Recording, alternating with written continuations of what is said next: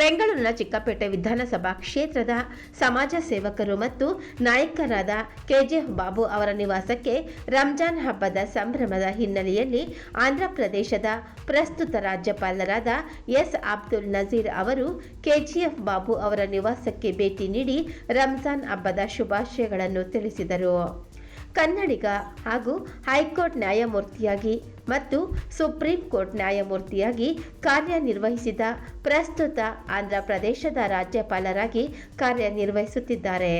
KGF Babu ಅವರು ಮಾಧ್ಯಮಗಳೊಂದಿಗೆ ಮಾತನಾಡುತ್ತಾ ಆಂಧ್ರಪ್ರದೇಶದ ರಾಜ್ಯಪಾಲರಾದ ಎಸ್ ಅಬ್ದುಲ್ ನಜೀರ್ ಅವರು ತಮ್ಮ ನಿವಾಸಕ್ಕೆ ಭೇಟಿ ನೀಡಿ ರಂಜಾನ್ ಹಬ್ಬದ ಶುಭಾಶಯಗಳನ್ನು ತಿಳಿಸಿದ ಅವರಿಗೆ ಕೆಜಿಎಫ್ ಬಾಬು ಅವರು ಕೃತಜ್ಞತೆಯನ್ನು ಸಲ್ಲಿಸಿದರು ಮತ್ತು ಕರ್ನಾಟಕದ ಉಪಮುಖ್ಯಮಂತ್ರಿಗಳಾದ ಡಿಕೆ ಶಿವಕುಮಾರ್ ನನ್ನ ರಾಜಕೀಯ ಗುರುಗಳು, ನನಗೆ ತಂದೆ ಇಲ್ಲ, ಅಬ್ದುಲ್ ನಜೀರ್ ನನಗೆ ತಂದೆ ಇದ್ದ ಹಾಗೆ. ಬಿಸಿನೆಸ್ ಮತ್ತು ರಾಜಕೀಯ ವಿಚಾರಗಳಿಂದ ಇತ್ತೀಚೆಗೆ ನಾನು ಬೇಸರನಾಗಿದ್ದೆ. ಇಂತಹ ಸಮಯದಲ್ಲಿ ಅವರಿಲ್ಲಿ ಬಂದು ಧೈರ್ಯ ತುಂಬಿದ್ದಾರೆ. ಅವರು ಬಂದಿದ್ದು ನನ್ನ ಕಣ್ಣಲ್ಲಿ ನೀರು ಬಂತು. ಅಬ್ದುಲ್ ನಜೀರ್ ನನ್ನ ಪಾಲಿಗೆ ಭೂಮಿಯ ಮೇಲಿರುವ ದೇವರೆಂದು ಭಾವಿಸಿದ್ದೇನೆ ಎಂದು ಮಾಧ್ಯಮಗಳಿಗೆ ತಿಳಿಸಿದರು. ಇವತ್ತು ಒಂದು ಡಿ ಕೆ ಶಿವಕುಮಾರ್ ಸಾಹೇಬರು ನಮಗೆ ಒಂದು ಗಾಡ್ ಫಾದರ್ ಅಂದರು, ನನ್ನ ತಂದೆಗೆ ಸಮಾನ ಅಂದರು. ನಮ್ಮ ಅಬ್ದುಲ್ ನಜೀರ್ ಸಾಹೇಬರು ಅಷ್ಟೇ ನಮಗೆ ತಂದೆ ಇಲ್ಲ. ನಮಗೆ ಇರೋದು ಯಾರಂದರೆ ನಮ್ಮ ಗವರ್ನರ್, ಆಂಧ್ರ ಗವರ್ನರ್ ಅಬ್ದುಲ್ ನಜೀರ್ ಸಾಹೇಬರು. ಅವರೇ ನಮಗೆ ತಂದೆ ಸ್ಥಾನದಲ್ಲಿದ್ದಾರೆ. ಇವಾಗ ನನಗೆ ಭಾಳ ಪ್ರೀತಿಯಿಂದ ನನಗೆ ನೋಡೋಕ್ಕೆ ಹಬ್ಬದ ಶುಭಾಶಯಗಳು ಹೇಳೋಕ್ಕೆ, ನಮ್ಮ ರಂಜಾನ್ ಹಬ್ಬದ ಶುಭಾಶಯಗಳು ಹೇಳೋಕ್ಕೆ ಅವ್ರು ಖುದ್ದಾಗಿ ಇಲ್ಲಿ ಬಂದು ನನಗೆ ಇವತ್ತು ಕಣ್ಣಲ್ಲಿ ನೀರು ಬಂದುಬಿಡ್ತು. ಅವ್ರು ಖುದ್ದಾಗೆ ಬಂದು ನನಗೆ ಬ್ಲೆಸ್ಸಿಂಗ್ ಮಾಡಿ ನಮಗೆ ದುವಾ ಮಾಡಿ ಹೋಗಿದ್ದಾರೆ. ಅದು ನನಗೆ ಭಾಳ ಹೆಮ್ಮೆಯಿಂದ ಹೇಳ್ತಾ ಇದ್ದೀನಿ. ಅದು ದೇವರು ಆದಮೇಲೆ ಅವರೇ ನಮಗೆ ಈ ಪ್ರಪಂಚದಲ್ಲಿ, ನಮ್ಮ ಧರ್ತಿಯಲ್ಲಿ ಅವರೇ ದೇವರು ಅಂತ ಹೇಳಿ ನಾನು ಅವ್ರ ಮೇಲೆ ಇದು ಮಾಡ್ತೀನಿ. ಅವರು ಈ ದೇಶಕ್ಕೆ ಭಾಳ ಒಳ್ಳೆ ಕೆಲಸಗಳು ಮಾಡಿದ್ದಾರೆ. ಇಲ್ಲಿ ಹೈಕೋರ್ಟಲ್ಲಿ 14 ವರ್ಷ ಹೈಕೋರ್ಟಲ್ಲಿ ಹೈಕೋರ್ಟ್ ಜಡ್ಜಾಗಿ 14 ವರ್ಷ ಕೆಲಸ ಮಾಡಿದ್ದಾರೆ. ಆಮೇಲೆ ಸುಪ್ರೀಂ ಕೋರ್ಟಲ್ಲಿ 6 ವರ್ಷ ಸುಪ್ರೀಂ ಕೋರ್ಟ್ ಜಡ್ಜಾಗಿ ಕೆಲಸ ಮಾಡಿದ್ದಾರೆ.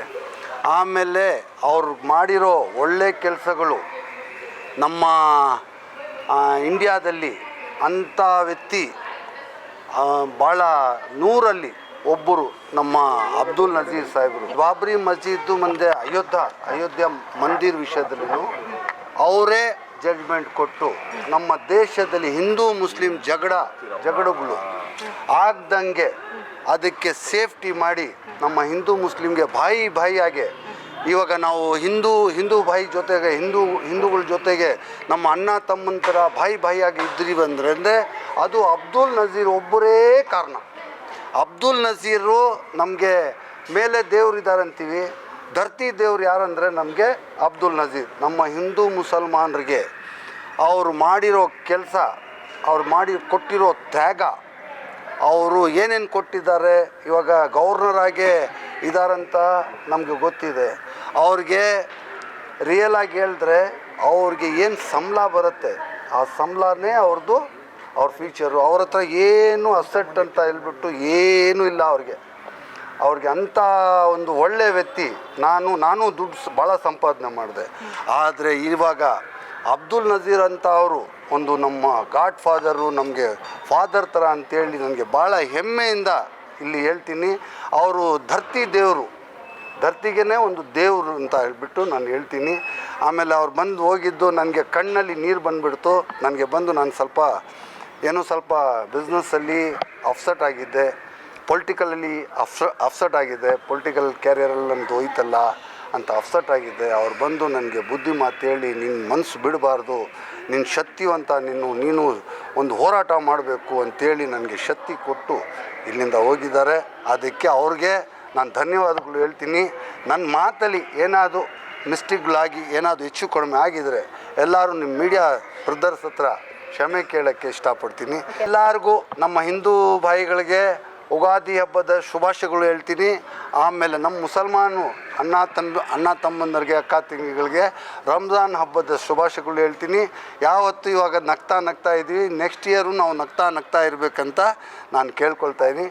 ನಮಸ್ಕಾರ. ಜೈ ಹಿಂದ್, ಜೈ ಕರ್ನಾಟಕ.